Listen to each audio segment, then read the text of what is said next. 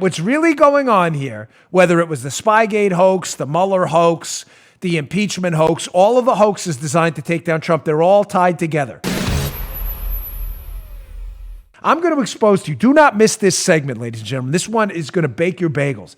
I'm going to expose to you the explosive connections between all the people involved in this impeachment hoax, the Inspector General, and the attempted takedown of President Trump. We're going to do that. But first, I want to show you video last night of Congressman Nunes on the Laura Ingraham show. He's asked specifically about how the paperwork was changed and backdated to allow the fake whistleblower, who has no firsthand information of the call between President Trump and Ukraine, how the paperwork was changed to eliminate that requirement and changed after the fact and then backdated to make it look like it was all A-OK.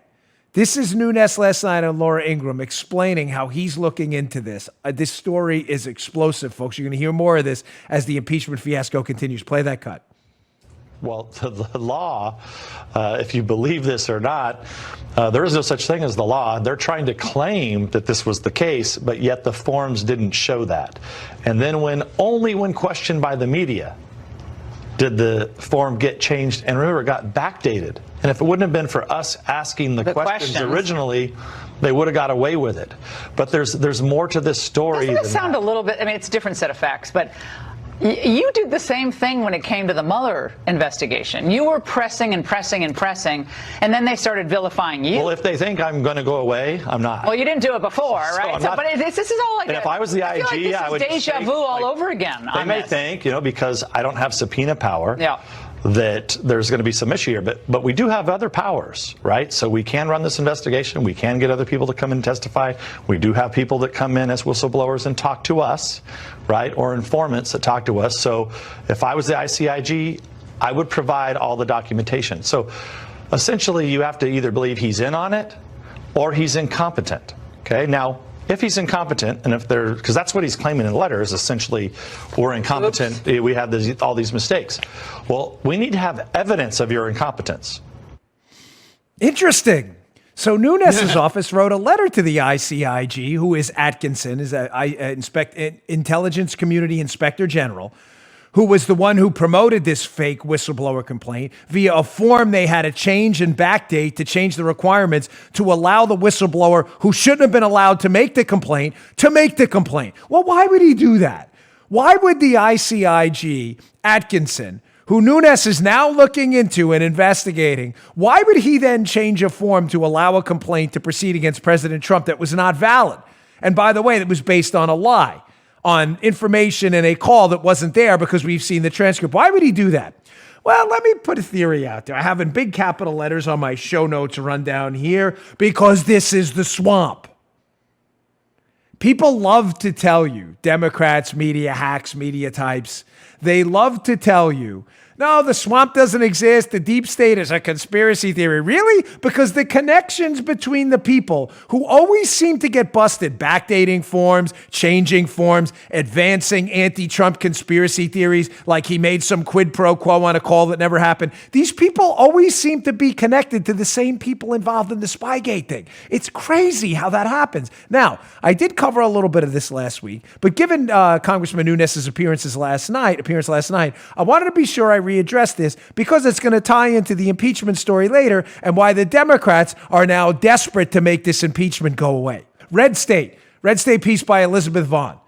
Who is this Inspector General who, according to Devin Nunes, his testimony up on Capitol Hill was really troubling? Adam Schiff is hiding the Inspector General's testimony. And this is the same Inspector General, Atkinson, who changed the rules to allow the whistleblower to make a fake complaint. And now Adam Schiff is hiding all of the evidence around it, and they're afraid for this thing to go forward. Well, Elizabeth Vaughn is a piece. We highlighted this last week. It'll be up in the show notes again today. It's older, but it's worth your time again. Resume of Inspector General behind the whistleblower, air quotes, tells us all we need to know. Remember the hypothesis I'm throwing out there for you in the listening audience, that what's really going on here, whether it was the Spygate hoax, the Mueller hoax, the impeachment hoax, all of the hoaxes designed to take down Trump, they're all tied together. They are all deep state swamp rat bureaucrats, desperate to cover their tracks. And each time one of their track covering methods fails, accuse them of collusion, they'll impeach him. Get Mueller on the case, then they'll impeach him. Accuse him of a quid pro quo with Ukraine, then they'll impeach him. These are all tied together. It's the same scam. It's the same people. What evidence do I have of that? Well, it is the same people. From Elizabeth Vaughn's piece, as she quotes, please read this. It's up at Bongino.com. She says, American greatness' Julie Kelly took a shot at Atkinson's resume, and it tells us everything we need to know. Kelly notes that in July of 2016, Atkinson, the ICIG, became the senior counsel to John Carlin, the head of the National Security Division. John Carlin was Bob Mueller's chief of staff when he ran the FBI and was appointed National Security Division chief by Barack Obama in 2013. So now we know that the Inspector General Atkinson, whose office backdated a report, changed the requirements to allow a fake complaint against President Trump to proceed, said it was really urgent when it wasn't even only urgent, it was made up. It was a hoax. We know the same guy, Devin Nunes, is saying, listen, the only reason he could have possibly done this, these two reasons, are because he's in on the scam. You heard Nunes himself talking about Atkinson. He's either in on the scam to get Trump out of office and promote these hoaxes like the whistleblower hoax, or, Joe, number two, Devin Nunes says, or he's incompetent, which is what Atkinson's answer was when Nunes tried to call him out. Hey, we're just really dumb over here. Now, who is Atkinson and what does that red state quote have to do with anything? Well, Atkinson used to work for John Carlin. John Carlin, ladies and gentlemen, is a key figure in Spygate. Who's also, John Carlin, a key figure, here's the handy-dandy chart we have, a key figure in, look, she added Atkinson on her. Nice job, Paula. John Carlin, ladies and gentlemen, you see the chart. If you want to see the chart, go to YouTube, youtube.com/Bongino. Check us out on video as well. John Carlin was Bob Mueller's chief of staff. John Carlin was Bob Mueller's chief of staff, was the National Security Division head under Barack Obama. Why does that matter? Because not only is John Carlin connected to Bob Mueller, John Carlin was also one of the last guys in the Obama administration to sign off on the FISA warrants to spy on Trump.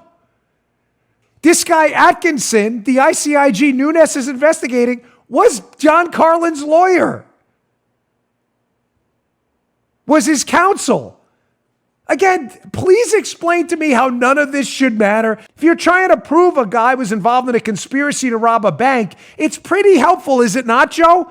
To find out if the guy who's allegedly involved in the conspiracy to rob a bank knows the people who robbed the bank may help, right? Yeah, I'm just throwing that out there. I know you're laughing, but I'm just throwing that out there.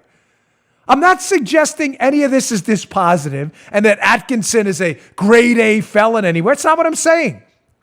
I'm simply suggesting to you that don't the media people out there interested in doing basic journalism find it a little strange that the same names that keep turning up in Spygate and the Mueller probe keep turning up in the Ukraine hoax and the impeachment hoax too? You just heard The Dan Bongino Show. You can also get Dan's podcasts on iTunes or SoundCloud and follow Dan on Twitter 24/7 @DBongino.